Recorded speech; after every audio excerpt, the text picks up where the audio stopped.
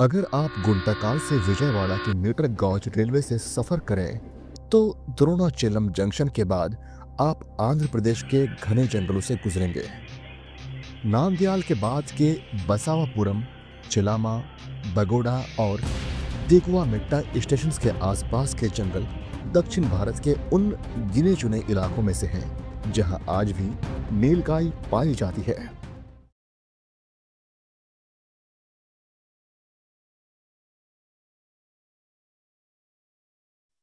यह प्राणी खास तौर पर चिन्ना मंत्राला मन्ना के फॉरेस्ट डिपार्टमेंट रेस्ट हाउस के आसपास देखा जा सकता है, जबकि दक्षिण भारत के अन्य जंगलों में यह लगभग विलुप्त हो चुका है। नीलगाय के अलावा यहाँ जंगली सुअर भी मिलते हैं जो बाघों और तेंदुए के लिए शिकार का प्रमुख स्रोत होते हैं। लेकिन जब प्राकृतिक शिकार कम हो जाता है तो ये शिकारी गांव के पशुओं पर हमला करने लगते हैं। चरवाहा इन्हें भगाने की कोशिश करते हैं, जिसमें कभी-कभी बाघ या तेंदुआ घायल हो जाता है। जब कोई बड़ा शिकारी घायल हो जाता है और बड़ा जानवर का शिकार नहीं कर पाता, तभी वह आदमखोर बनने लगता है। इस क्षेत्र में पहले भी कई आदमखोर टाइगर की घटनाएं हो चुकी है।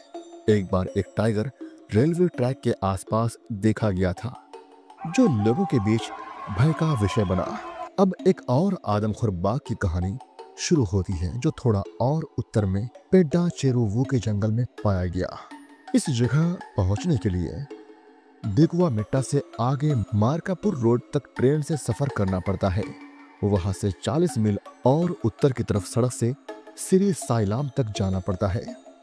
ये जगह पहले एक प्रसिद्ध मंदिर के लिए जानी जाती थी, पर अब एक बड़े इरिगेशन और बिजली प्रोजेक्ट की वजह से काफी मशहूर हो रही है।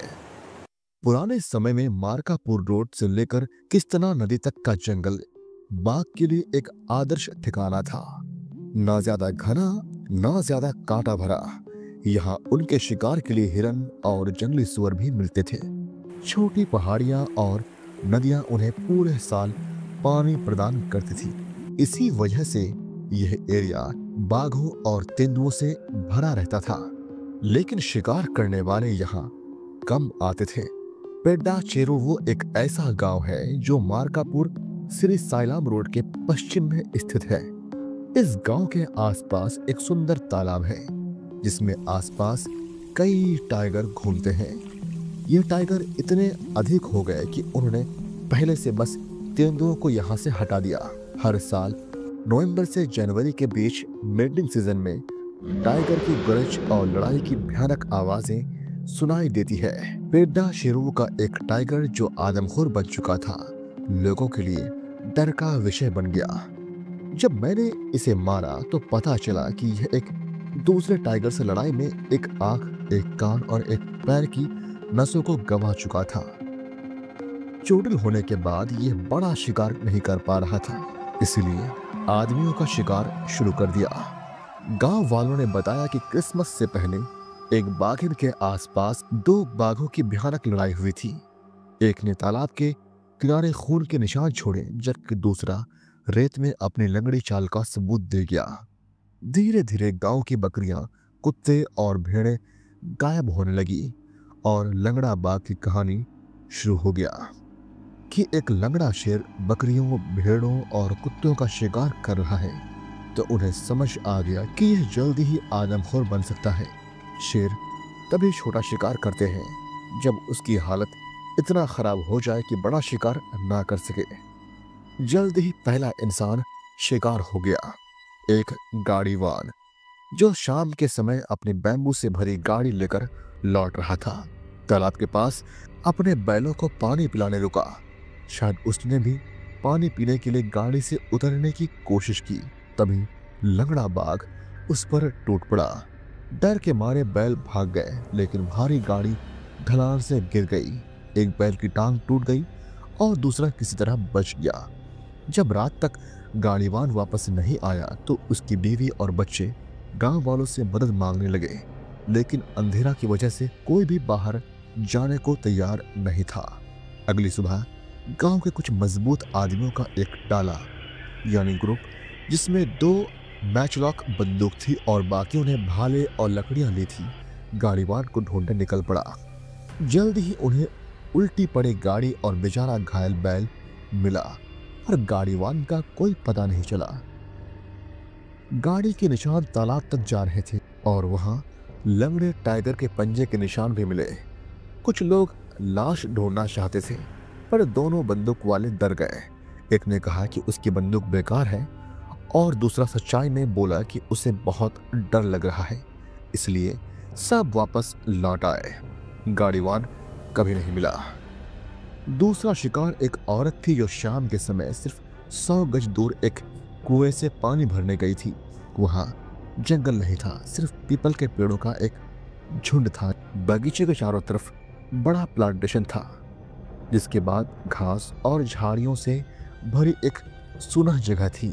असल जंगल आधा मील दूर था, जहां से पहले कभी कोई बाघ नहीं आया था।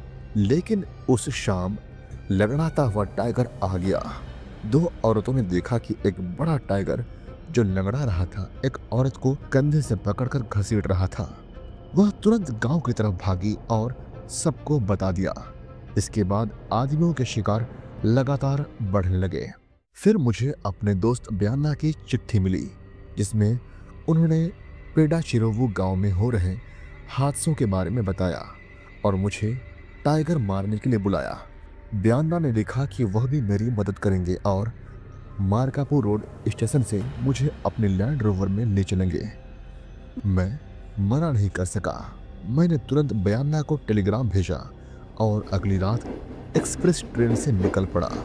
अगले दिन दोपहर तक हम मार्कापुर रोड स्टेशन पर मिल गए।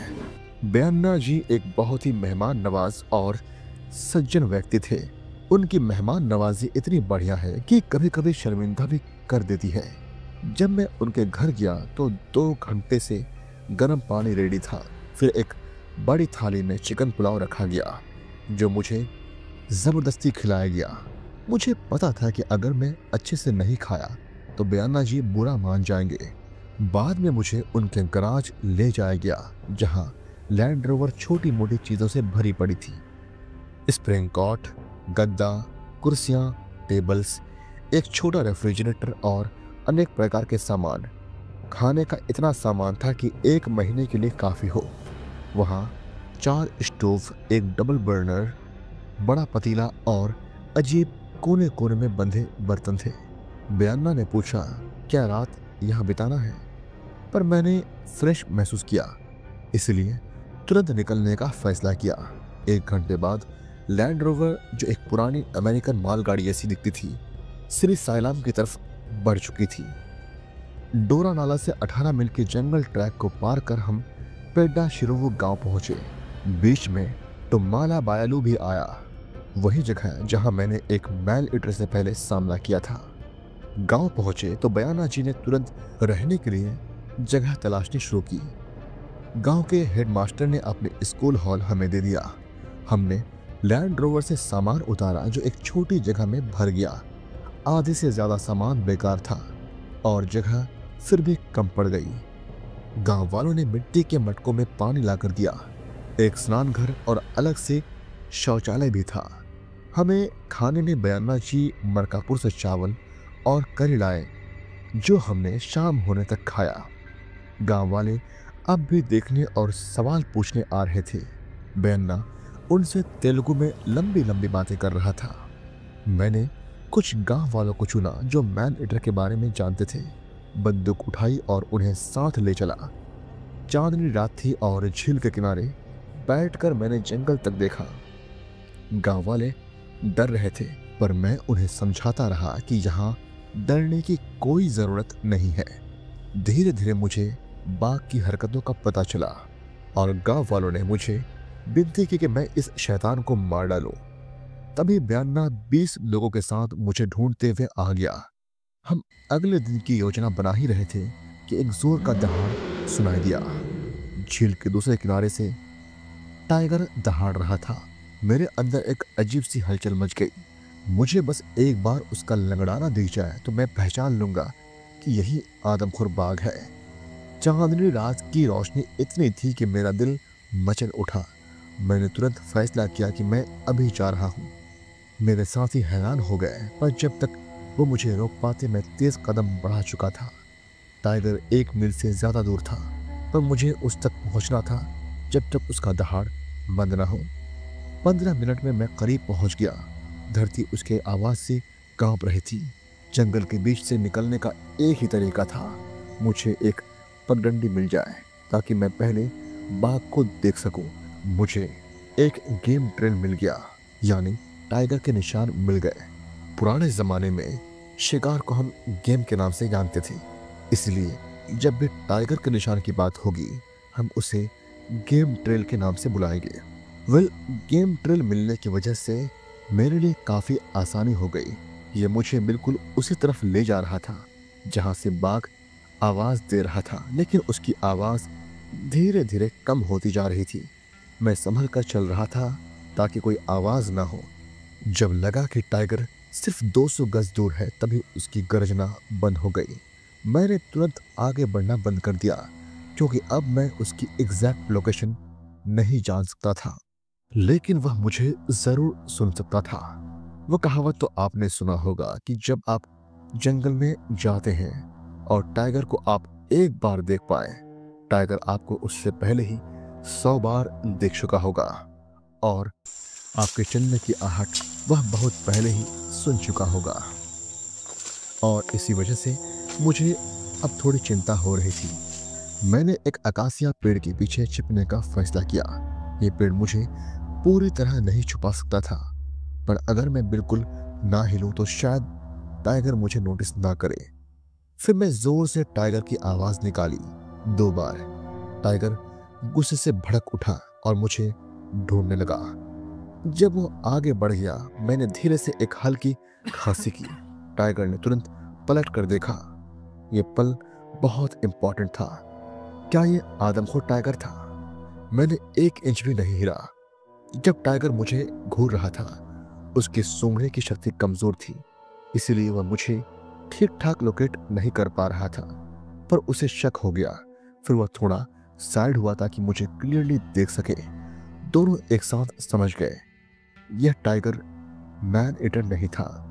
मैंने उसे गुस्सा दिला दिया था, और जैसे ही वह झुककर बैठने लगा, मुझे लगा कि वह मुझ पर झपट लेगा।